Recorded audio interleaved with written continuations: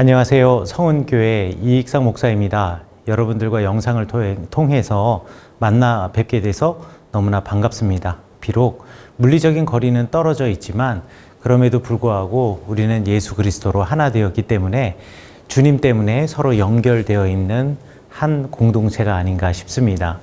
오늘 여러분들에게 성경의 말씀 가운데서 하나의 소재를 붙잡고 이야기를 해 드리려고 하는데요. 오늘 성경 말씀에 우리 아브라함의 우물 이야기, 아비멜렉과 서로 우물을 다투는 이야기에 대해서 성경 본문 말씀을 읽었는데, 이 성경 본문 말씀을 이해하기 위해서 물이 얼마나 이스라엘 사람들에게 소중했던가에 대한 이야기를 한번 해보려고 합니다. 여러분들 이스라엘 하면 한번 가보신 분들도 계시고 또 이스라엘이라는 곳을 단 한 번도 가보지 않으신 분들도 계실 텐데요. 이스라엘 하면은 어떠한 이미지가 떠오르나요? 아마 지금 그림에서 보시는 것과 같이 메마른 사막, 광야 이런 것들이 생각이 제일 먼저 떠오르지 않을까 합니다. 실제로 대부분 그렇습니다. 성지순례들 많이들 오시잖아요.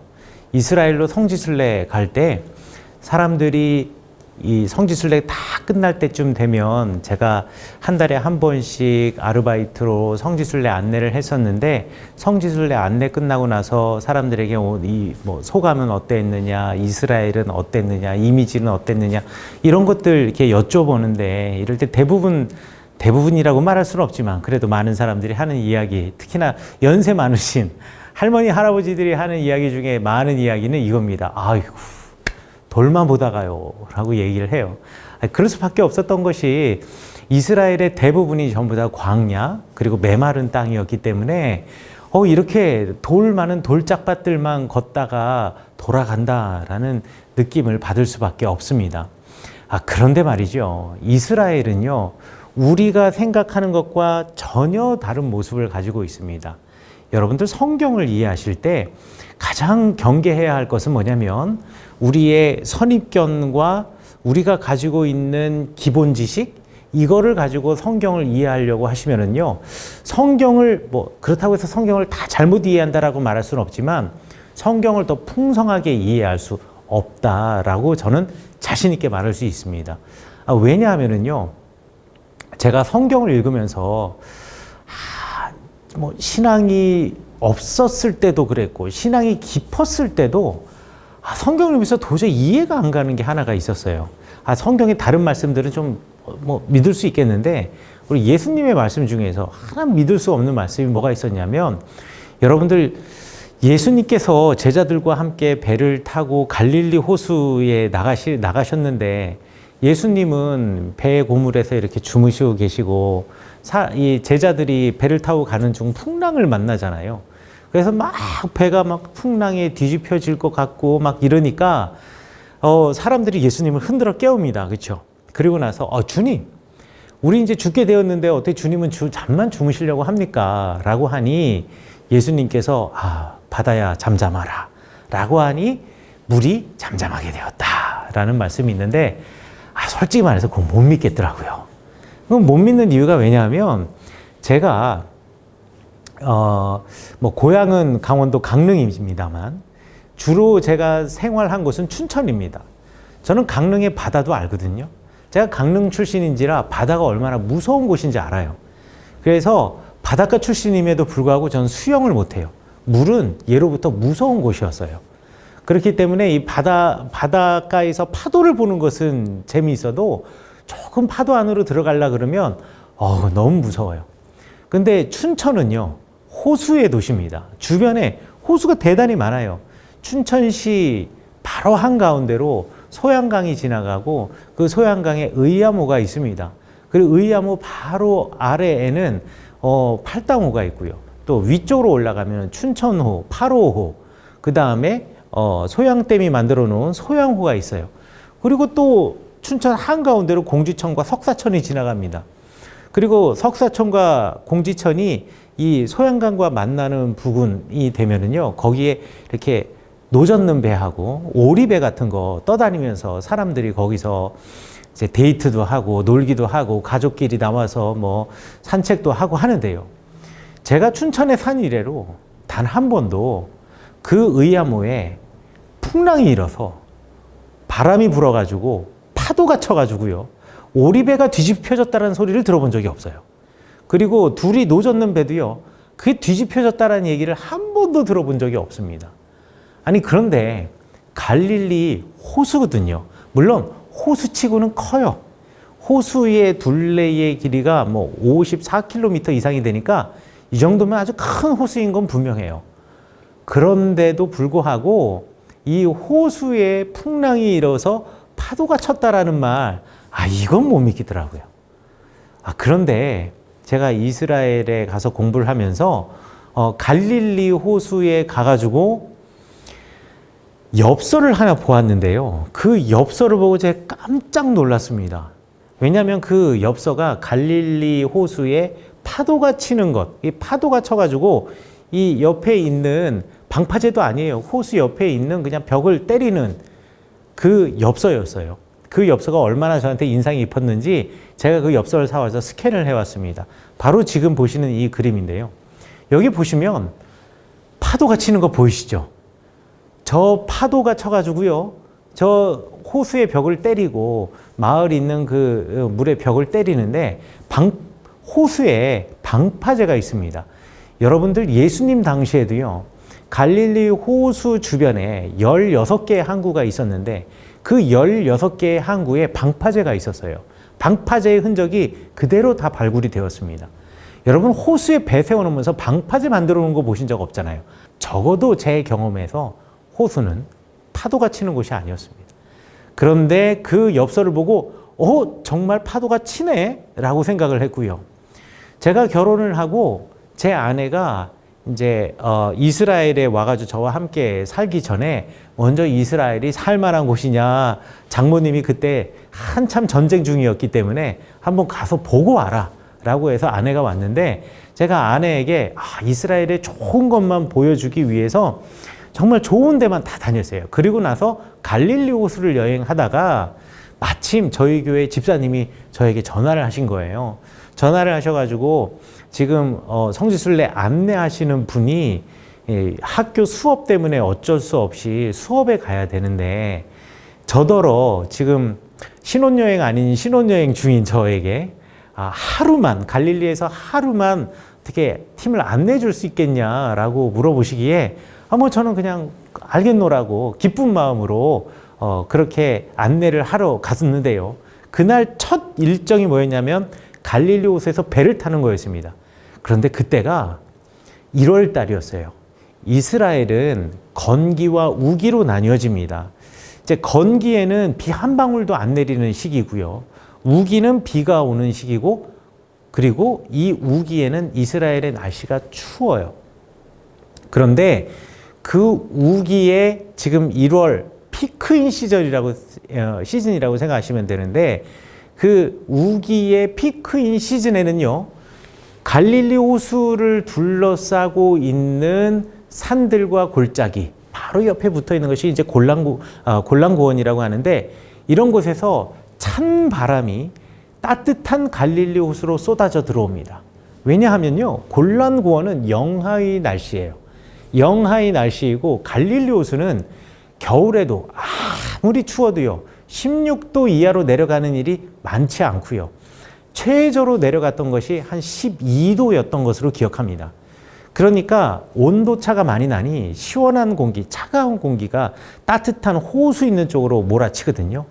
이때 골짜기 사이로 들어온 바람이 호수 가운데 뒤엉켜서 파도가 치는 거예요. 제가 그걸 몰랐어요. 근데 그날 아침 배를 타는데 그날이 그렇게 파도가 치는 날이었습니다. 그런데 제가 사진에서 본 것처럼 엄청난 파도는 아니었고요. 그거보다는 아주 좀 높지 않은 파도였는데도 불구하고 이 배를 타는데요. 배가 제 마음속에, 제 마음에 제가 좀 겁이 많아요. 바이킹 타듯이 위로 올라갔다 내려갔다 하는데 제가 배의 기둥을 꼭 붙잡고 이 배가 뒤집어지지 않게 해달라고, 이 배가 혹시 호수에 빠지지 않게 해달라고. 저 수영도 못 하거든요. 그래서 그 기둥을 붙잡으면서 사람들에게 앉으시라고 사진도 좋지만 앉으시라고 위험하다고 제가 그렇게 말렸던 기억이 납니다. 제가 그 기둥을 붙잡고 기도한 게 있어요. 주님, 절대로 주님의 말씀 의심하지 않겠습니다. 갈릴리 호수에 파도가 치는 거, 풍랑이 있는 거 알겠으니 제발 호수 반대편까지 이 배 가는데 안전하게 가게 해 주세요라고 기도를 했던 경험이 있습니다. 여러분, 그렇게 갈릴리 호수에는 파도도 치고요. 갈릴리 호수에서는 풍랑이 일어나는 곳이에요. 그런데 제가 한 번도 호수에서 그런 경험을 해본 적이 없기 때문에 제 선입견으로는 그게 이해가 안 되는 거고 믿을 수가 없는 거죠. 또 다른 예 하나 들어드릴까요? 성경에 눈이 나옵니까? 안 나옵니까? 눈이요. 하늘에서 내리는 눈. 여러분의 그 초롱초롱한 눈이 아니라 하늘에서 내리는 눈이 나오나 안 나오나 헷갈리시죠? 헷갈리시지만 여러분들 잘 생각해 보세요. 너희 죄가 주홍보다 붉을지라도 눈과 같이 희게 되겠고. 야, 여기서 이 눈이라는 이 눈이 여러분들의 그 초롱초롱한 눈이 아니라 하늘에서 정말 내리는 눈이에요. 그러면 적어도 이사야 선지자가 그러한 예언을 했다라고 한다면, 그런 말씀을 했다고 한다면 이사야 선지자가 눈을 봤다라는 얘기 아니에요. 이스라엘에 눈 내립니다. 지금 사진에서 보시는 이곳이 지금 뒤로 보이는 저 높은 산이 헬몬산인데요. 이 헬몬산은요, 스키장도 있어요. 그러니까 이스라엘은요, 눈도 내리고요, 봄, 여름, 가을, 겨울이 있습니다. 이스라엘의 골란고원 지역은요, 우리나라랑 똑같아요. 우리나라 제주도 생각하시면 됩니다. 봄, 여름, 가을, 겨울이 있는데 오히려 제주도보다 더 자주 눈이 내리기 때문에 스키장까지 있는 곳이다 라고 생각하시면 될 것 같아요. 그런데 우리가 생각하기에 유대 광야는 그런 곳이 아니죠. 우리가 생각하기에 이스라엘은 그런 땅이 아니에요. 이 사진에서 보시는 것처럼 황량한 땅입니다. 자, 그런데 우기가 되면 이 광야의 모습이 완전히 바뀌어요. 제가 다시 또 유학생활 시절 이야기를 하자면요. 제가 처음 이스라엘 갔을 때가 3월 달에 이스라엘에 도착을 했습니다. 3월 달에 이스라엘에 도착을 해가지고 이제 부푼 꿈을 안고서 공항에서 내려가지고 예루살렘으로 가죠. 예루살렘으로 가면서 야, 너무 기대가 되는 거예요. 그 가는 도로 표지판에 영어와 히브리어, 아랍어가 함께 써 있는데 그 히브리어를 보면서 읽을 줄도 모르지만 내가 저 히브리어를 이제 읽고 말하면서 살아야 되는구나 라는 그 감격, 두려움보다는 감격, 두근두근 거리는 마음 가지고서는 이제 학교 기숙사에 도착을 했어요. 학교 기숙사에 딱 도착을 하고 기숙사 열쇠를 받아가지고 이제 방에 들어가니까 새벽 1시더라고요. 그래서 잠을 잤습니다. 잠을 이렇게 잤는데요. 잠을 자고서는 시차가 안 맞아가지고 새벽 한 4시 반쯤 제가 깼던 것 같아요. 그래서 4시 반쯤 깨가지고 그냥 뭐 잠이 안 온 걸 어떻게 해요? 기숙사 창문을 열고 창문 밖을 보면서 여기가 이스라엘이야 이러고 있는데 이제 저기 동쪽에서 동이 터오는 겁니다. 동이 이렇게 쫙 터오는데 점점 하늘이 붉어지면서 저희 기숙사 그 방에서 예루살렘 그 구도시가 내려다 보이는 거예요. 예루살렘 성이 내려다 보이고 텔레비전과 사진으로만 보던 그 황금돔이 있는 이슬람 모스크가 사원이 보이는데 야, 그때의 감격은 정말 너무너무 제가 어떻게 표현할 수가 없습니다. 제가 살던 춘천은요, 분지예요. 그래서 도시가 주변으로 산으로 둘러싸여 있어가지고 해가요, 태어나서 단 한 번도 이쪽에서 떠서 이쪽 지평선에서 떠서 저쪽 지평선으로 접은 것을 본 적이 없어요, 제가. 항상 산 이쪽에서 떠가지고요, 산 위 저쪽으로 지는 그런 마을에서 살다가 처음 이스라엘에 가서 해가 저쪽 지평선에서 떠가지고 하늘을 지나 저쪽 지평선으로 지는 것을 제가 지금 보고 있는 거예요. 근데 해가 쫙 떠오르는데 하늘이 너무 좋아요. 하늘에 정말 구름이 한 점 없는 겁니다.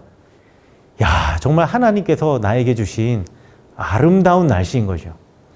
그리고요, 이 아침이 돼가지고 이렇게 나갔는데 아침에는 조금 시원하다가 한 9시쯤 지나니까 그다음부터 더워요. 3월 달쯤 되니까 벌써 30도를 넘기기 시작하는 거죠. 첫날 그렇게 더운 이스라엘 예루살렘을 걸으면서도 한 번도 힘들다라는 생각을 해본 적이 못했어요. 그냥 계속 마음이 두근두근 거리는 거예요. 그리고 아무리 덥더라도요, 그늘만 들어가면 시원해요. 왜냐하면 건조하기 때문에. 그런데 이틀이 지나도요, 똑같은 하늘. 3일이 지나도 똑같은 하늘. 일주일 지나도 똑같은 하늘. 한 달이 지나도 똑같은 하늘. 2달이 지나도 똑같은 하늘. 3달이 지나도 똑같은 하늘. 구름 한 점 없는 하늘인 거예요. 야, 나중에 한 2~3달쯤 되니까요, 미치겠다. 이러다가 내가 정신이 나가겠다. 이런 생각이 들더라고요. 생각해 보십시오. 그냥 매일 똑같은 푸른 하늘인 거예요. 항상 해는 이쪽에서 뜨고 이쪽에서 져요. 낮에는 더워요. 너무너무 힘들죠. 그리고 나서 제가 그 생활을 약 한 7개월을 했어요. 11월 달 정도가 됐는데 이제 비가 온다라는 소식이 일기예보에 뜨는 거예요. 정말 기대했습니다. 비가 얼마나 올지. 하지만 별 기대는 없었어요. 왜? 그날 아침 하늘은 역시 파랬으니까요. 구름이 안 보이더라고요. 그런데 정말 거짓말처럼 오후가 되더니 구름이 끼기 시작하는데요. 도서관에서 공부를 하는데 하늘에서 톡톡톡톡 빗방울이 그 유리창을 떨어지는 소리, 유리창을 때리는 소리가 들리는 거예요. 그래서 너무 행복해가지고요. 같이 공부하고 있던 유학 갔던 그 학생, 한국 학생이랑 같이 야, 내가 자판기 커피 쏠 테니까 우리 나가자. 그래가지고 공부하다가 비를 맞으면서 학교 뒤쪽 유대 광야가 내려다 보이는 테아트론이라는 곳으로 갔어요. 그곳에 가서 커피를 쫙 마시는데 너무너무 행복했습니다. 그리고 또 몇 주가 지난 다음에 비가 많이 내리는 날 그 친구와 함께 우산을 이번에는 들고 테아트론으로 나갔는데요. 제가 테아트론으로 나가서 유대 광야를 보고 깜짝 놀랐습니다. 왜냐하면 비가 내리기 시작하고 불과 몇 주 사이에 유대 광야가 전혀 다른 모습으로 바뀌어진 거예요. 지금 이 사진처럼 말이죠. 지금 이 사진이 방금 조금 전에 여러분들이 보셨던 메마른 광야 똑같은 장소입니다. 똑같은 장소인데 완전히 다른 곳, 이렇게 푸른 골프장 같아 보이잖아요. 엄청난 잔디밭. 제가 어렸을 때 봤던 어렸을 때 봤던 텔레비전 프로그램 이러면 제가 너무 어린 거고요. 우리 아이들이 보던 텔레비전 프로그램 중에 텔리토비, 여러분들 아마 아실지 모르겠는데 텔리토비 동상 같아요. 너무 행복한 거예요. 그래서 그냥 충동적으로 제 친구랑 함께 야, 이번 주말에는 안식일 날 우리 갈릴리로 가보자. 그래서 차를 렌트해 가지고요. 그 광야를 쫙 가운데로 내달리는데 그 푸르른 광야를 내달리는 그때의 그 감격은 지금 이야기를 해도요, 막 흥분됩니다. 그리고 이 광야가 얼마나 아름다운 곳이냐면요. 비가 보통 이제 겨울 되면 다 비가 내려요. 하지만 한 6년에서 7년 단위로 비가 좀 많이 옵니다. 참 신기하게요. 그래서 6년에서 7년 단위로 비가 많이 오는 해가 되면은요, 광야가 완전히 꽃밭으로 변해요. 지금 여기 제가 보여드린 이 텔리토비 동상 같은 꽃밭이 나중에 어떻게 변하냐? 이렇게 변합니다. 꽃들이 엄청나죠. 이 꽃들 보면은요, 빨간 꽃은 아네모네 꽃이거나 아니면 양귀비 꽃이고요. 흰색 꽃은 여러분 우리가 한국에서 많이 먹는 냉이 꽃이고요. 보라색은요, 자스민입니다. 그리고 죄송합니다. 라벤더입니다. 예, 그리고 저 노란 꽃은 겨자꽃입니다. 그래서 이런 꽃들이 유대 광야에 아주 흐드러지게 펴 있어요. 이게 얼마나 감격스러운지 모릅니다. 그래서 성지순례 오시는 분들이 건기에 오신 분들과 우기에 오신 분들이 서로 말하는 성지순례의 감격이 달라요. 그러니까 건기에 왔다 가신 분들은요, 계속 땡볕 아래에서 힘들게 걸었던 기억밖에 없어요. 그러니까 돌아갈 때 돌밖에 보다 가는 게 없어요. 이렇게 말하는 사람들이 생길 수밖에 없어요. 하지만 이 우기에 오신 분들, 건기에 오신 분들은 그렇게 말하지만 우기에 오신 분들은요, 전혀 다른 광야의 모습을 보는 거예요. 광야의 모습을 딱 보자마자 다들 감격하면서 여호와는 나의 목자시니 내게 부족함이 없으리로다. 이렇게 이야기를 해요. 특별히 이집트를 거쳐 요르단을 거쳐 이스라엘로 딱 들어오면서 유대 광야를 요르단 느보산 정상에서 내려다보고 그리고 이스라엘 국경을 지나서 광야를 통과하기 시작하면은요, 마치 흑백 텔레비전을 보다 칼라 텔레비전을 본다라는 표현도 많이 써요. 그러니까 이집트와 요르단은요, 우기가 돼도 이렇게 다이나믹하게 극적으로 푸르러지지 않아요. 이집트는 전혀 푸르르지 않고요. 요르단은 좀 푸르러지긴 하지만 이렇게 극적이진 않아요. 그런데 완전히 극적으로 다른 땅에 들어오는 거지요. 이게 아마 가나안 땅을 바라보았던 모세의 마음, 그리고 가나안 땅을 바라보았던 출애굽한 이스라엘 백성들의 마음이 아닌가 해요. 자, 그렇기 때문에 여러분들 이스라엘을 바라보시는 여러분의 시각을 많이 교정하셔야 됩니다. 여러분들이 여러분의 경험을 바탕으로 이스라엘을 이해하시고 성경을 이해하시려고 하다 보면 성경이 말해주고자 하는 어떤 풍성한 것들을 여러분들이 누리실 수 없다라고 생각을 하시고요. 이스라엘에 대해서 조금 더 알려고 노력하시면 좋을 것 같아요. 우리가 물에 관한 이야기를 하고 비에 관한 이야기를 했으니까 비 이야기를 조금 더 해볼게요. 비가 참 이스라엘은 우기가 되면 많이 내립니다. 특별히 이스라엘의 지형은 여러분들 이 그림에서 보시는 것처럼 서쪽은 지중해에 맞대 있고 그 다음에 동쪽으로는 내륙 지역과 붙어 있습니다. 자, 지중해에서 예루살렘이 저 산꼭대기에 있는데 산꼭대기의 예루살렘까지 완만한 언덕을 따라 올라가다가 산꼭대기가 지나고 나면 급하게 떨어지는 경사 지역으로 사해바다 동쪽으로 내려가게 되어 있어요. 그런데 항상 구름은 지중해에서 만들어지거든요. 지중해에서 만들어진 구름이 산을 따라 올라오면서 비를 뿌려줍니다.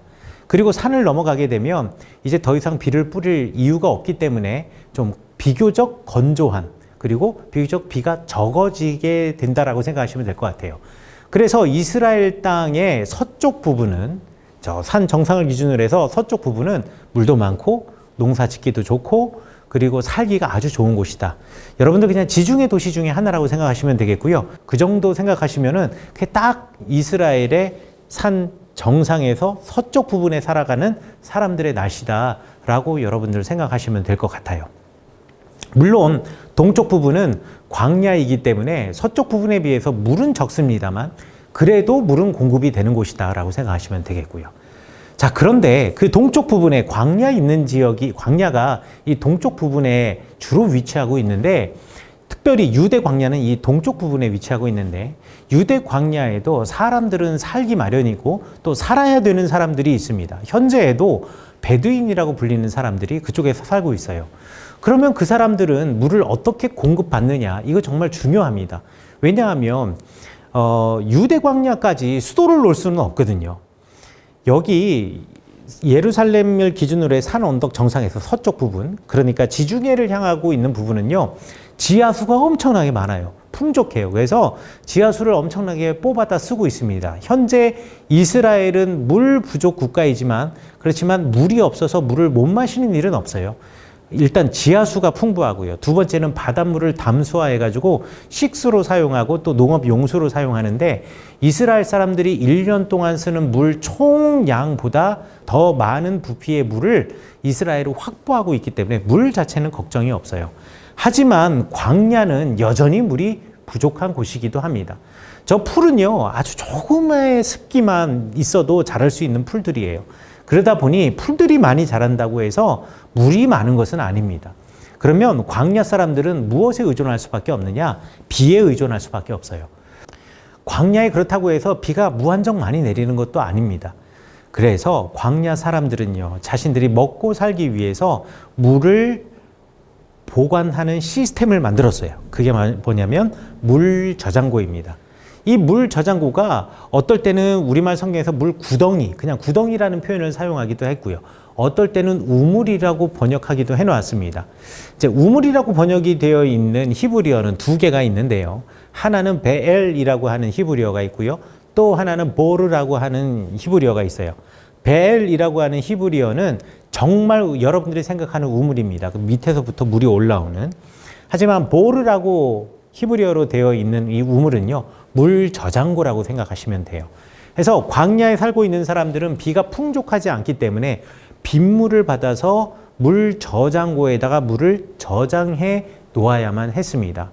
자, 그러면 우리가 물 저장고의 시스템이 어떻게 되는지에 대해서 제가 설명해 드릴게요. 자, 여기 사진에 보시면은 지금 여러분들이 물 저장고를 하나 보십니다. 딱 모양은 봐서 우물 같죠. 하지만 이것은 물 저장고입니다. 이 시스템이 어떻게 되냐면 이스라엘은 땅이요, 석회 땅입니다. 석회 땅은 말이죠, 비가 오면은 비를 흡수하기도 하지만 또 많은 수의 물을 그냥 밀어내는 역할을 하고 있어요. 게다가 광야에 풀들은 있지만 광야에 나무들이 많지 않기 때문에 나무가 있으면 나무 뿌리가 비가 내렸을 때 이제 흙으로 스며드는 물들을 갖다가 이 뿌리들이 그 물을 잡고 있어서 땅에 어느 정도 보관할 수가 있는데, 나무가 거의 없다시피 하다 보니 그냥 광야에 내리는, 많지도 않지만 광야에 내리는 비들이 그냥 어떻게 되느냐, 저 비탈길을 따라서 골짜기로 내려가 가지고 사해로 쏟아져 들어가 버립니다. 그런데 이 광야에 살고 있는 현대 베두인들, 그리고 현대 베두인뿐만 아니라 성경 시대 때, 구약 성서 시대의 사람들은 이것을 어떻게 했냐면은 물 구덩이를 파서 물 저장고를 만들어서 이 흘러가는 빗물이 아깝게 흘러내려가지 않게 그것을 갖다 한 곳에 모으는 장치를 만든 거예요. 그래서 이 비탈길을 보면 비탈길을 따라서 이렇게 농구공만한 이 돌들이 이렇게 쭉 줄지어서 이 우물을 향해서, 이 물 저장고를 향해서 오고 있는 거 보이시죠? 이게 뭐냐면 비탈길에 그 물이 흘러내리는 것을 갖다가 요 돌 있는 데 가면은 딱 만나서 물길이 더 이상 밑으로 내려가지 못하고 이 우물 쪽으로 물길을 꺾어서 들어오게 만든 겁니다. 그래가지고 물 저장고 안에 물이 들어오게 하는 거예요. 지금 현재 보시는 이 물 저장고는 유대 광야의 자힐린 가문의 아부 하비브라는 아저씨가 소유하고 있는 우물인데, 지금 보시기에는 사진으로 찍어 놓아서 이게 얼마나 큰지 알지는 못하고요. 또 위에 보이는 요게 우물의 전부가 아니에요. 물 저장고의 전부가 아닙니다. 실제로 이 물 저장고는요, 원통형으로 생겨 있는데 이 원통의 지름이 약 6m에서 7m 사이가 되겠고요. 깊이가 20m짜리 물 저장고라고 생각하시면 돼요. 그러니까 이 물 저장고의 크기가 어마어마하다라고 생각하시면 될 거예요. 이 물 저장고에다가 물을 담는데 이 얼마 정도 비가 내려야지 이 물 저장고에 물을 담을 수 있느냐, 아마 여러분들 깜짝 놀라실 거예요. 일단 이 아부 하비브 아저씨가 살고 있는 이곳에는 비가 내리긴 하지만 비가 내려봤자 그렇게 많이 내리지 않고요. 연평균 강수량이 30ml 내외밖에 안 됩니다. 그러니까 뭐 거의 안 내린다라고 보시면 되겠어요. 하지만 요 언덕길을 따라 위쪽으로 올라가면 어디로 올라가냐면 예루살렘으로 올라가거든요. 직선거리로 예루살렘까지 약 한 14km가 되고요. 그 다음에 그 예루살렘과 이 아저씨의 집 사이에 그 높이 차가 약 한 600m 정도 된다고 생각하면 됩니다. 그런데 그 예루살렘 산 언덕 위에 비가 2시간만 힘차게 내려주잖아요. 이 우물, 이 물 저장고가 가득 찹니다. 놀랍죠. 그만큼 많은 양의 물이 그냥 골짜기를 따라 쏟아져 흘러 내려간다라는 거예요. 그래서 가끔씩 우기 때가 되면은요, 광야에 트레킹하는 외국인들 가운데에서 우기가 되면 비가 내리고 예루살렘에서 비가 내리면 이 비가 유대 광야로 흘러 들어가서 사해로 들어간다는 것을 모른 채 광야의 골짜기를 걸으며 트레킹하다가 익사하여서 죽는 경우, 물길에 휩싸여서 죽는 경우들이 간혹 많이 있습니다. 제 기억으로 약 한 2년 전에도요, 이거 비가 올 시즌이 아니라고 생각을 해서 이스라엘 고등학교 3학년, 이제 고등학교 시험 마치고 군대 가기 전에 아이들이 트레킹을 나갔다가 10명인가 12명이 익사해서 죽은 적이 있었어요. 그만큼 엄청나게 많은 양의 물이 위에서 비가 내리면 쏟아져 흘러내려와서 이 골짜기를 따라 저 우물로 들어간다라고 생각하시면 될 것 같습니다. 그런데 여러분들 상상해 보시면 이 우물을 파는 것이 얼마나 힘든가를 한번 생각해 보실 수가 있을 것 같아요. 물론 요즘은 저런 우물을 굳이 새로 파는 사람들은 많지 않습니다.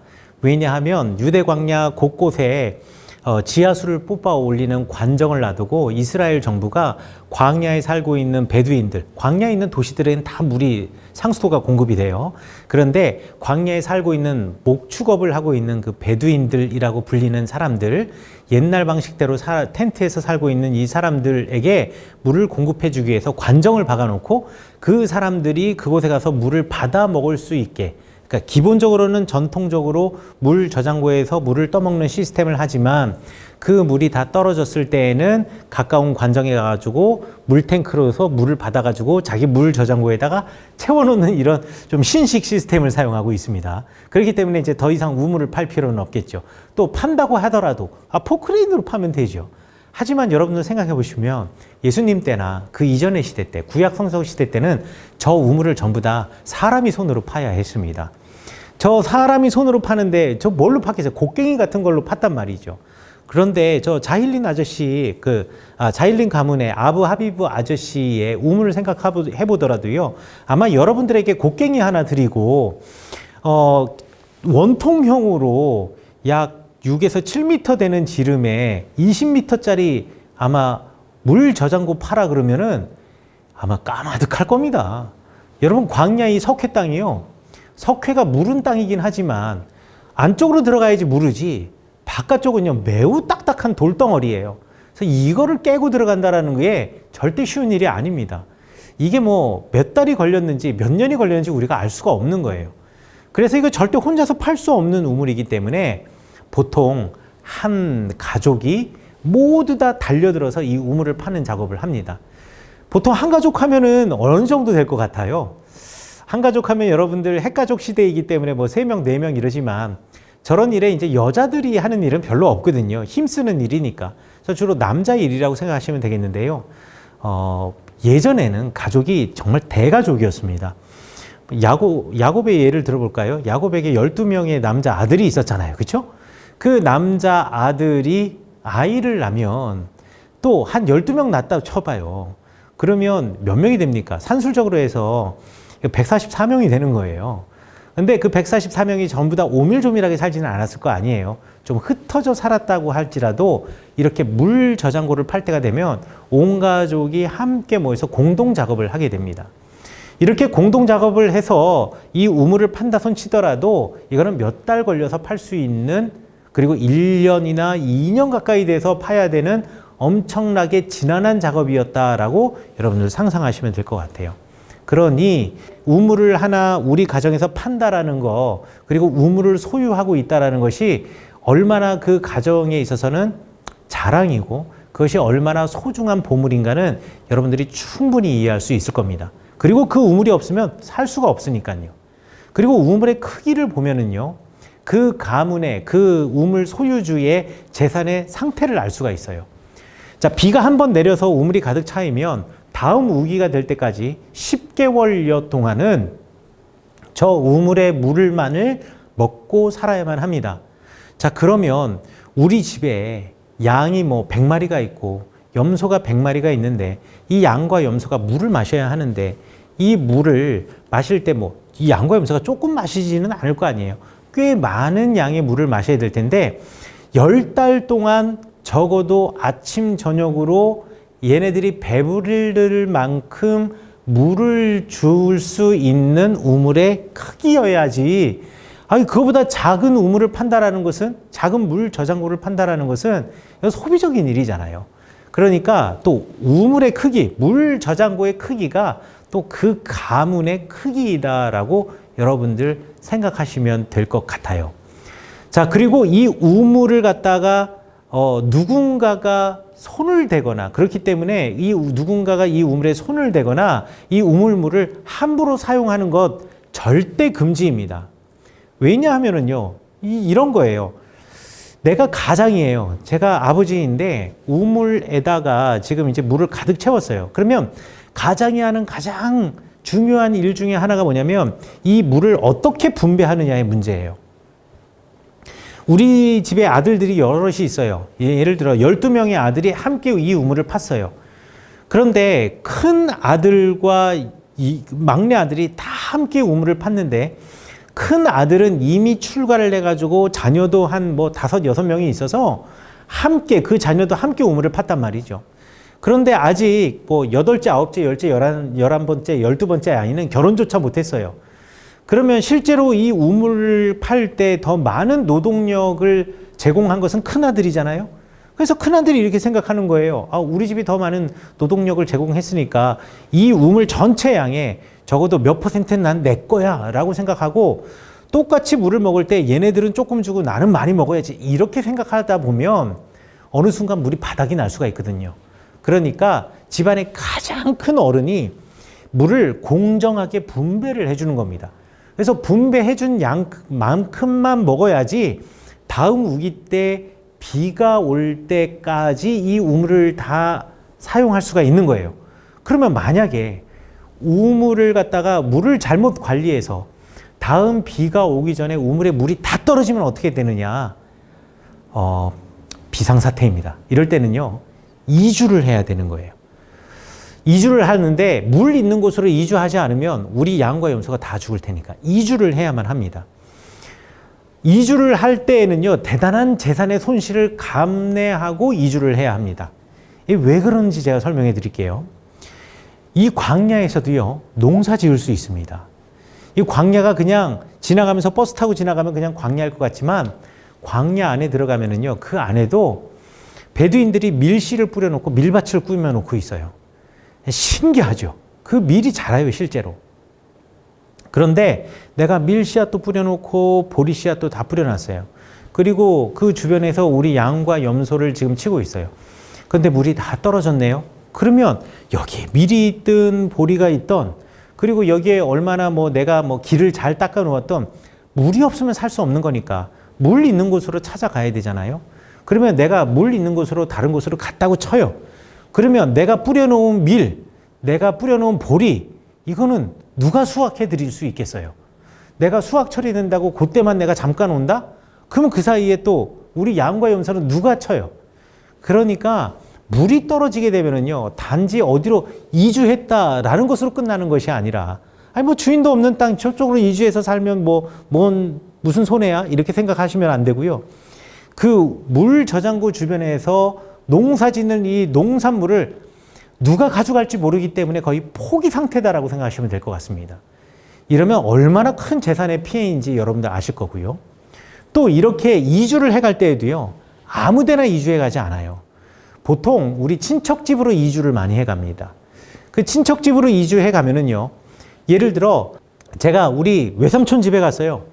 외삼촌 집에 가가지고, 외삼촌. 제가 외삼촌 너무 보고 싶어서 왔어요. 사실 우리 집에 물이 떨어졌거든요.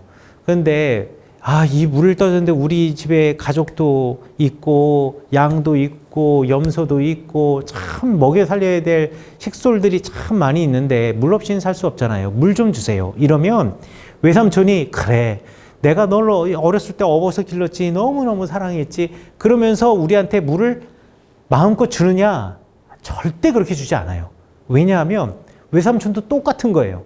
만약에 갑자기 우리 식구가 와서 또 우리 식구에게 물을 줘야 된다면 그 외삼촌이 1년간 우리가 쓸 거라고 생각했던 물의 양, 이 물의 양을 줄여서 함께 나눠 쓰지 않으면 이 외삼촌도 또 이곳을 떠나가야 되는 불상사가 생길 거 아니겠습니까? 그러니까 외삼촌이 물을 줄 때 그냥 주는 것이 아니라 일종의 이제 거래를 합니다. 딜을 하는 거예요. 그러면 이제 저한테 물어보는 거예요. 니네 양이 몇 마리라고? 네, 100마리요. 염소 몇 마리라고? 100마리요. 그래, 그러면은 너 우물을 갖다가 이거 우리가 물을 줄 텐데 대신에 나한테 암양 10마리하고 순양 30마리, 그리고 암염소 10마리하고 순염소 30마리를 다오. 이렇게 이야기를 합니다. 그러면 저희 입장에서는 물이 없는데 이거 없으면은 우리가 죽을 수밖에 없으니까 외삼촌이 달라는 대로 드려야지, 이렇게 생각할 수도 있지만 또 이건 너무 지나친 거 아니야? 그러면서 암양은 5마리를 좀 깎고요. 대신 순양을 10마리 더 얹어 드릴게요. 뭐 이런 식으로 서로 또 거래를 하게 돼요. 여러분, 그래서요, 중동 사람들이 거래에 능한 겁니다. 그리고 절대 중동 사람들은요, 거래를 할 때 금방 대답을 안 하는 거예요. 중동 사람들은요, 보통 3일에서 길게는 뭐 며칠씩 대답을 주질 않습니다. 그러면서 자기에게 유리하게 거래를 이끌어 가요. 이거는요, 몇천 년을 이어온 중동의 문화입니다. 이런 물과 무역을 통해서 해야만 하는. 자, 그러면 내가 지금 우리 밭에 있는 밀과 보리도 포기하고 외삼촌 집에 가가지고 거기 가서 우리 암양, 암염소, 순양, 순염소도 또 미치게 되는 거 아니에요. 외삼촌에게 드려야 되니까. 그러니까 경제적인 타격과 손실이 이거 어마어마하다라는 거예요. 그래서 이 우물을 지키는 것은 매우 중요했습니다. 그래서 광야를 지나가다가 제가 트레킹 같은 걸 하다 보면은요, 광야에 우물이 나오는데요. 광야에 우물이 나올 때 절대로 그 우물에 야, 우물이다 하고 뛰어가면 안 돼요. 우물이 있으면은요, 우물 주변에서 잠시 서 있어야 됩니다. 그러니까 뭐 저 같은 경우에는 마음 심리적인 거리로 우물과 약 한 20m에서 30m 정도를 심리적인 거리로 두고 있어요. 그래서 20m에서 30m 정도 심리적인 거리를 두고 우물가에 서 있으면요, 기가 막히게 1, 2분 안에 우물 주인이 옵니다. 우물이 광야에 그냥 멀쩡하니 있는 것 같지만 실제로 그 우물 주변에 우물을 지키는 우물 주인의 가족이 반드시 있어요. 그러면 나귀를 타고 막 오거나 하면 달려와요. 달려와서 너 왜 왔냐 뭐 이런 거 물어봐요. 그러면 나 지나가는 사람인데 트레킹하고 있는데 나 예루살렘에서 왔는데 물이 없는데 물 좀 먹어도 되겠냐 이렇게 물어보면, 그러면 물 먹어도 된다라고 하고 그 사람이 이제 물을 떠주는 겁니다. 그러면 그 물을 마시는 거예요. 그런데 내가 이 룰을 어기고 거기 우물이 있고 사람이 없어 보이거든요. 주인도 없는 것 같아. 그래서 가서 그냥 우물을 막 퍼먹었다. 이러면 대단히 큰 문제를 일으켜서, 지금은 안 그러지만 1968년 이전까지는 광야의 법에 따라서 그런 사람은 팔을 잘라버립니다. 오른팔을 잘라버려요. 그게 물을 훔친 사람에 대한 광야의 처벌 방식이에요. 왜 이렇게 물 한 바가지 내가 훔쳤다고 팔을 잘라? 이게 말이 돼? 라고 생각하지만 광야를 살아가는 사람에게 이 물이 주는 이 의미는 사실 팔 하나가 아니라 죽여도 모를 일인 거예요. 그만큼 이 우물은 중요했습니다. 생각해 보십시오. 만약에 나와 척을 둔 집안의 사람이 내 우물에 와가지고 독을 탄다거나 거기다가 뭐 오물을 투척한다거나 그 물을 뭐 더럽힌다거나 이러면 나의 그냥 1년의 모든 농사와 그리고 1년 동안 내가 하는 모든 노력이 전부 다 물거품으로 돌아가는 것 아니겠어요? 그렇기 때문에 우물은 함부로 만질 수 없는 것이고 우물은 매우 중요한 의미를 가지고 있다라고 여러분들 생각하시면 돼요. 그래서 이건 좀 여담이긴 하지만 예수님께서 사마리아 지역을 통과하실 때 수가성을 지나잖아요. 수가성을 지날 때 한낮이 되어서 6시가 되었다라고 하는데 한낮이 되어서 우물가에 앉아 계셨습니다. 너무 피곤해서. 근데 그때 한 여인이 그 뜨거운 땡볕 아래에서 물을 뜨러 오잖아요. 그 물 뜨러 온 여인에게 예수님께서 나에게 물 좀 다오라고 이야기를 합니다. 아니 뭐 예수님이 남자인데 옆에 우물 뻔히 있는 거고 그리고 그 물 떠먹으면 되는데 그거 여자가 올 때까지 기다려가지고 그 여자한테 물 달라고 하는 게 어쩌면 좀 한심해 보이잖아요. 그리고 거기 보면 성경 본문 말씀에 보면 뭐라고 돼 있냐면 예수님은 피곤해서 앉아 계시고 제자들은 먹을 것을 구하려고 마을로 들어갔다라고 이야기를 해요. 아니 그러니까 제자들도 있고 예수님도 있는데 제자들이 물 좀 떠다 주고 뭐 이러면 될 텐데 내지는 예수님이 떠먹으면 될 텐데 그걸 여자한테 떠달라 그래요. 우리 이렇게 생각할 수 있는데 여러분 생각해 보세요. 그 우물의 주인이 예수님이 아니잖아요. 그런데 우물의 주인이 예수님이 아님에도 불구하고 예수님이 만약에 내가 피곤하고 목이 마르니 우물을 떠마셔야지 하고서 우물을 떠마시잖아요. 그러면 당장에 응징을 당하시겠죠. 아마 십자가에 달려 계신 예수님의 모습이 조금 다를 수도 있습니다. 팔 하나가 없으실 수도 있어요. 그만큼 우물은 중요하고 그렇기 때문에 예수님께서 그 수가성 여인을 야곱의 우물 옆에서 그 여인을 만났을 때 여인에게 물을 떠다 달라고, 물 좀 떠달라고 부탁한 이야기도 이런 문화적인 배경을 아시면, 또 이 우물의 중요성을 아시면 훨씬 더 이해를 잘 하실 수 있을 거라고 생각합니다. 자, 그런데요, 그러니까 물 저장고를 이렇게 파고 내려가다 보면 정말 주님의 은혜로 깊게 내려가다 보면 물이 올라오는 수가 있습니다. 왜 우물 팔 때도 그렇잖아요. 물 있을 것 같은 수맥을 찾아가지고 깊게 파고 들어가면 거기서 물이 올라오지 않습니까? 마찬가지로 광야에서도요, 깊게 물을 파고 내려가다 보면은요, 거기서 물이 올라오는 경우가 있습니다. 이건 정말 하나님의 은혜죠. 이건 진짜 우물이 되는 거예요. 여기 지금 이제 사진 보시는 요곳이 바로 진짜 우물입니다. 요 브엘셰바라고 하는 곳에 있는 우물인데요. 우리 이걸 갖다가 아브라함의 우물 뭐 이렇게 부르고 있습니다. 요 우물은 말이죠. 깊이가 물 나올 것 같아요. 깊이가 90m가 넘는 우물입니다. 90m가 넘는 우물인데요. 밑으로 파고 들어가다 보니까 밑에서 물이 올라오기 시작하는 거예요. 이러면은요, 이거는 우리가 정말 하나님의 큰 은혜라고 표현할 수밖에 없는 게, 여러분 평생 물 때문에 어디를 이동하지 않아도 되는 겁니다. 기본적으로 이스라엘 사람들을 갖다 뭐라 부르냐면 반유목민이라고 불러요. 반유목민은 뭐냐? 유목민들은 물과 풀을 찾아서 이리저리 떠돌아다니는 사람이 유목민이에요. 그리고 농경하는 사람들은요, 한 자리에 앉아서 뭐 강 옆에서 내지는 뭐 샘 옆에서 농사를 짓고 정착하며 사는 사람들이에요. 근데 반유목민은 물이 있으면 정착하지만 물이 떨어지면 움직이는 사람을 반유목민이에요. 이 반유목민들은 물 관리를 어떻게 하느냐에 따라서 정착지를 떠날 수도 있고 안 떠날 수도 있어요. 제가 이전에 설명했으니까 이제 충분히 이해하시겠죠. 그런데 우리가 그러한 불안한 운명을 가지고 있는, 불안한 마음에 불안한 삶을 가지고 있는 사람이 이 물 저장고를 파고 들어가다가 밑에서 물이 올라오기 시작했다. 이거는 정말요, 말로 할 수 없는 하나님의 은혜라고 생각하시면 돼요. 이런 비유가 맞을지 모르겠지만 여러분들이 가지고 있는 그 은행 통장에 매일같이 익명의 자선 독지가가 1,000만 원씩 계속 누군가가 여러분의 통장을 매달마다 채워주는 거예요.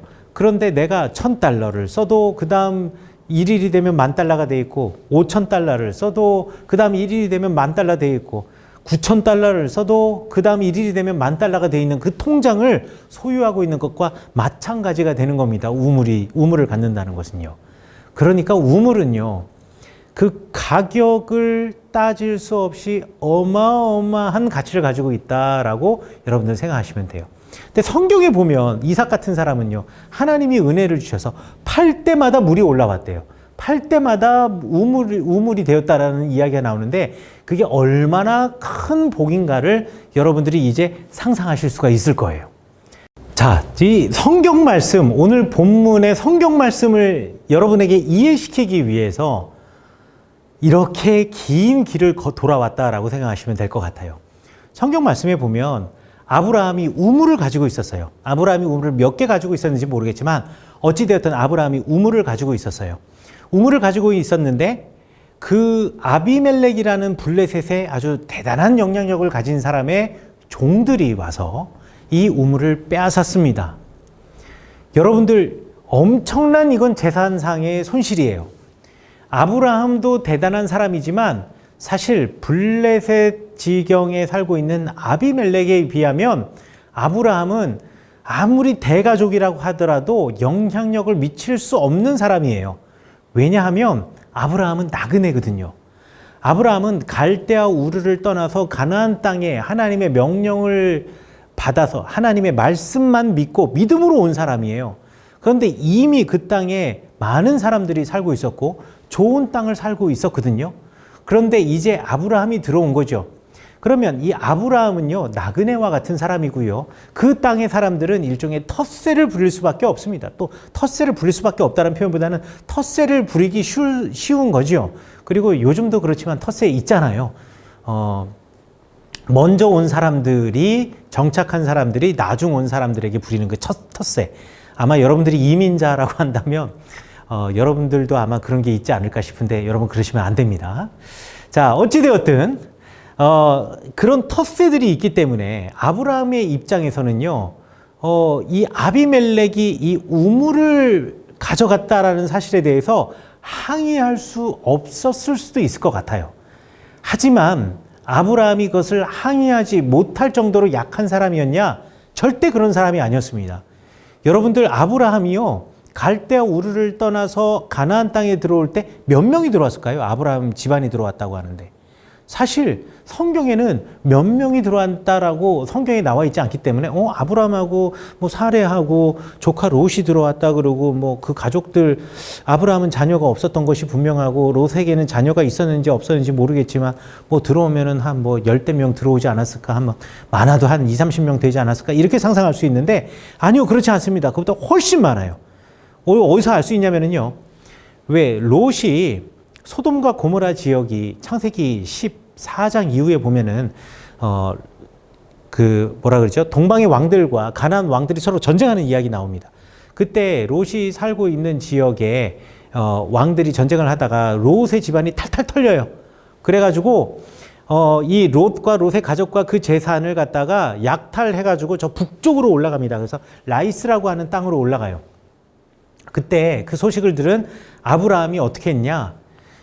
건장한 청년, 그러니까 소년, 뭐 옛날 개혁판에서는 소년이라고 표현하기도 했는데 정확하게 말해서는 뭐냐면 전쟁할 수 있는 사람, 20세 이상의 남자들, 자기 식솔들 가운데서 전쟁할 수 있는 사람 318명을 파견해서 보냅니다. 엘리에셀과 함께 318명을 이제 이렇게 보내는데요. 전쟁할 수 있는 사람이라고 한다면 보통 만 20세 이상이 되거든요. 근데 고대 사람들은, 남자들은 만 18세 이상 되면 다 결혼했어요. 그러면 적어도 318명이 결혼을 했다 치면은 적어도 거의 뭐 60명 가까운 사람들, 640명 가까운 사람들이 지금 이미 결혼을 해가지고 한 가족을 이루고 있다는 얘기 아니에요. 그런데 여러분들 결혼하자마자 대부분 다 출산을 하잖아요. 아이들 한 명씩만 갖고 있다고 치더라도 1000명이 되는 겁니다. 그런데 과거에 힘 닿는 대로 낳기 때문에 한 명만 갖고 있지는 않았을 거예요. 그러니까 아브라함이 따라올 때요, 아브라함 식솔이 왔을 때 아브라함하고 사라만 왔다고, 아브라함, 사라, 롯만 왔다고 생각하시면 안 되고요. 그에 따르는 모든 가족들이 함께 왔다라고 생각하시면 돼요. 그래서 적어도 1000명 이상의 사람들이 가나안 땅에 들어왔어요. 그리고 아브라함은 그들과 싸워서 이길 정도, 그러니까 아람 지역의 5 왕과 싸워서 이길 정도의 엄청난 군사력을 가진 식솔을 가지고 있었으니 사실 마음만 먹으면은 아비멜렉 정도 제압하는 거는 어렵지 않을 수도 있었겠다 싶어요. 그런데 아브라함은요, 뺏겼는데도 암소리를 안 하고 있었던 것 같아요. 자, 그런데 아비멜렉이요, 아브라함을 잘 보아하니 이게 그냥 할아버지가 아닌 거예요. 그냥 가나안 땅, 저기 뭐 가나안 땅에 들어온 저 갈대아 우르 하란을 거쳐온 사람, 그래 좀 도심 지역에서 오긴 했는데 가나안 땅에 비해서는 그쪽이 훨씬 더 도심 지역이니까 도심 지역에서 오긴 했지만 뭐 그래도 내가 이 땅에서 뭐 땅에 터전을 잡고 있고 이 주변에 있는 사람 다 내가 알고 있고 나와 좋은 관계를 맺고 있는 사람이고, 그런 입장에서 아브라함은 그냥 굴러들어온 돌일 뿐인 거죠.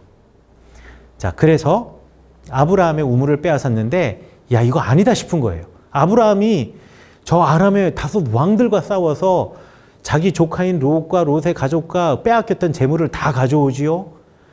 그리고요, 아브라함은요, 저 소돔과 고모라를 멸망시키러 가는 천사들과 서로 이야기를 하면서 한 도시의 운명을 바꾸어 놓을 수 있을 만한 능력도 갖고 있지요. 그리고 듣자 하니 아브라함이 가나안 땅에 왔다가 이 애굽 땅, 이집트 땅으로 내려갔다 왔는데 이집트 땅으로 내려갔다 파라오로부터 엄청나게 많은 선물도 받아왔지요. 야, 이거 보니까요, 아브라함이 그냥 뭐 큰 어떤 가문의 어른 정도 수준이 아니라 좀 범접할 수 없는 사람? 이거는 적으로 두기보다는 친하게 알아두어야 될 사람? 이런 사람이라고 생각이 되는 거죠. 사람이 말이죠, 꼭 이런 비굴한 사람들이 있어요. 자, 강한 사람한테는 딱 굽히고 들어가고 약한 사람한테는 아주 텃세를 부리는 이런 사람들이요. 그래서 이거 안 되겠다. 아브라함을 좀 잘 이렇게 그 좋은 관계를 맺어야겠다. 이 아브라함이 대단한 사람인 것이 분명하다라고 해서 잔치를 벌이고 아브라함을 초대합니다. 아브라함을 초대하는데요. 아브라함이 초대받은 잔치 자리에서 흥겨울 때, 이제 분위기가 고조되었을 때 아비멜렉에게 이야기하죠. 야, 옛날에 니네 종들이 내 우물을 가져갔대더라. 내가 말하는 거 보르를 얘기하는 게 아니야. 배를 얘기하는 거, 밑에서 올라오는 우물 있지? 그거 가져갔대더라. 라고 이야기를 하니까 아비멜렉이 막 손살을 치면서 아우 아니라 난 몰랐다고. 아 그런 일이 있었냐고. 몰랐다고 이래요. 정말 몰랐을까요? 이건 말도 안 되는 얘기예요. 그냥 어디 물 저장고도 아니고요. 계속 물이 올라오는 그 우물을 지금 자기가 빼앗았는데, 그래서 자기 재산 목록에 우물 하나가 더 추가가 됐는데 그거를 몰랐다는 것은 이거는 100% 거짓말입니다. 이건 100% 거짓말일 수밖에 없어요. 누구나 알 수밖에 없어요. 저도요, 제 아내가 딴 주머니 차고 있는 거 알아요. 어떻게 하냐면요, 분명히 제 아내가 카드를 쓰면은 제 핸드폰에 카드 목록이 나와야 되거든요. 그런데 분명히 안 떴어요. 근데 집에 갔는데 집 앞에 쿠팡 박스가 쌓여 있어요. 이거는 분명히 딴 주머니예요. 이거 모를 수가 없어요. 이거 똑같은 거예요. 이거 모를 수가 없는 거거든요. 자, 그래서 아브라함이 이 아비멜렉이 아브라함에게 이야기해요. 난 진짜 몰랐노라. 그냥 가져가시라고. 난 몰랐냐고. 몰랐다고. 정말 그러시냐고. 가져가시라고. 그런데 아브라함이 그냥 가져가질 않아요. 오늘 성경 말씀에 보면 암양 새끼를 따로 떼어 놓아서 이거를 갖다가 아비멜렉에 줍니다. 그런데 그 암양 새끼 몇 마리가 이 우물의 가치에 비하면 아무것도 아니에요. 아무것도 아니지만 이 아브라함은요, 상징적으로나마 이것을 계약을 만들고 싶은 거예요. 자, 이 중동 사람들 또 이 유대인들의 특징이기도 한데요. 제가 예루살렘 이스라엘에 살고 있을 때 저희가 좀 가난한 유학생 3명이서 한 아파트를 구해서 쉐어해서 살고 있었어요. 근데 어느 날 앞집에 있는 아줌마가 우리 집 문을 두드리더라고요. 두드리면서 새 장을 갖고 오셨는데 이 새 장을 맡아달라는 거예요. 야, 이 새를 사라는 거예요. 이 새를 사라고. 새 장 안에 새가 2마리가 이쁜 것이 있는데, 사실 저희가 워낙에 가난한 유학생이었기 때문에 새를 기른다라는 것이 이게 얼마나 사치스러운 일인가를 우리는 알고 있어요. 왜냐하면 우리가 먹을 밥도 없는데 감히 새를 위해서 좁쌀을 사주는 그 사치를 우리가 부릴 수 있는 경제적인 여유가 없어요. 게다가 저는 어렸을 때 우리 집에서 새를 길러본 적이 있기 때문에 그 새가 얼마나 다루기 힘든가를 알고 있어요. 그 새똥 냄새 많이 나고요. 그럼 맨날 치워줘야 되고요. 그거 진짜 힘들어요. 그래서 우리가 이거 못하겠노라고 우리가 뭐 여러 가지 이제 뭐 경제적으로도 그렇고 이거 새를 우리가 기를 수 없으니까 딴 집에 파르시라고 얘기를 했어요. 그랬더니만은 아줌마가 모이도 다 줄 테니까 새 장을 사라는 거예요. 새 장 값이 얼마냐면 새 장하고 새를 하고서 1세겔에 사라는 겁니다. 1세겔이라고 하면은 그냥 아주 적은 돈이에요. 그냥 누구나 주머니에 있는 돈이에요. 그 돈을 내고 사라는 겁니다. 그래서 아니라고. 이거는 돈에 관한 문제가 아니라 이 새를 갖다가 우리가 잘 길러야 되는데 이 기르는 이 유지 비용을 우리가 감당 못 하겠노라. 그랬더니만 아줌마가 그때서야 이실직고를 하더라고요.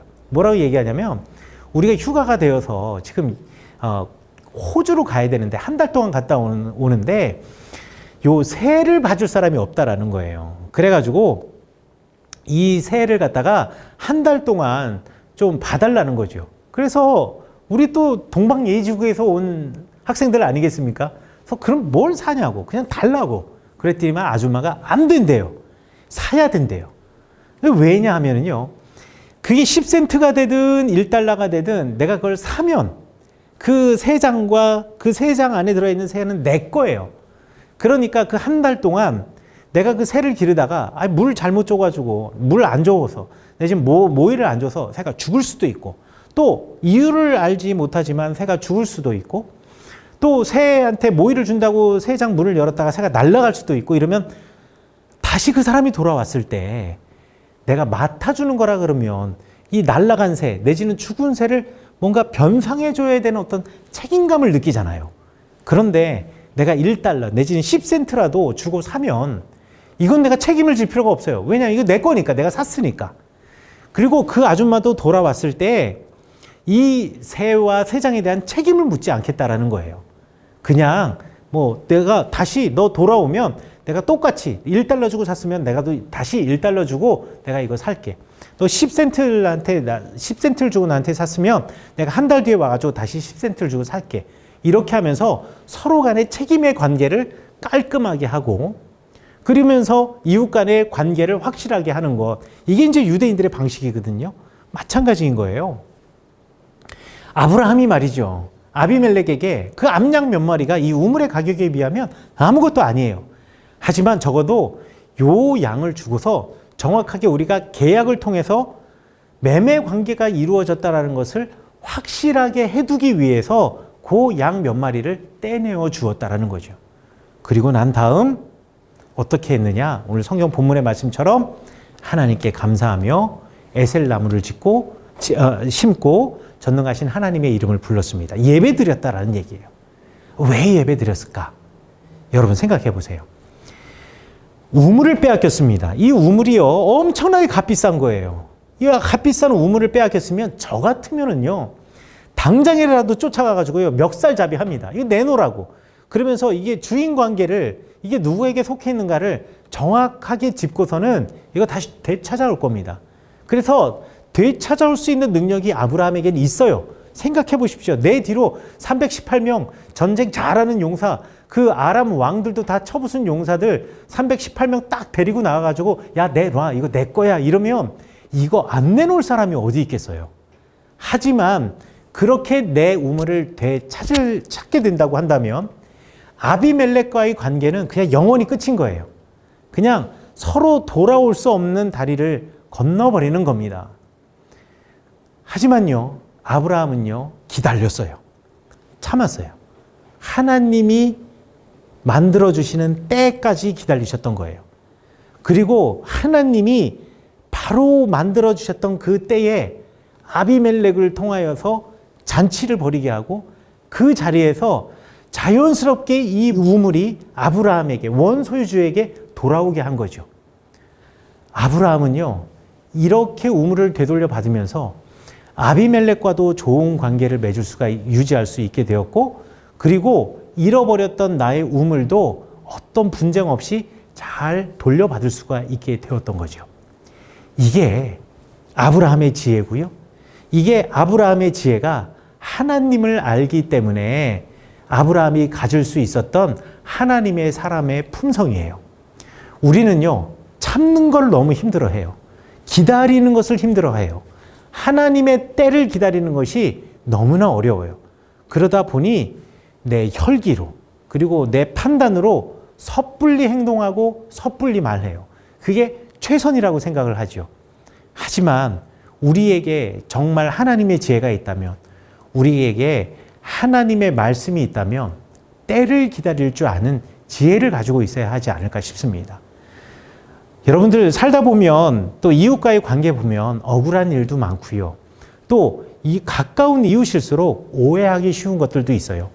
정말 가까웠기 때문에 아주 작은 오해 때문에 더 남남처럼 살 수도 있어요. 하지만 우리가 오해하기 전에, 기분 나빠하기 전에, 그리고 그와 관계에 있어서 곰곰하게 다시 재고할 때에 반드시 기억해야 하는 것은 우리가 하나님의 사람이라는 것, 그리고 억울할 때 하나님의 때를 좀 기다리는 것, 그리고 내 혈기가 올라올 때도 하나님의 때를 기다릴 줄 아는 지혜가 있어야 하지 않을까 싶습니다. 그러면 하나님께서는 분명히 하나님의 때에 다시 우리의 관계를 회복시키실 거예요. 원상태로 만드실 거예요.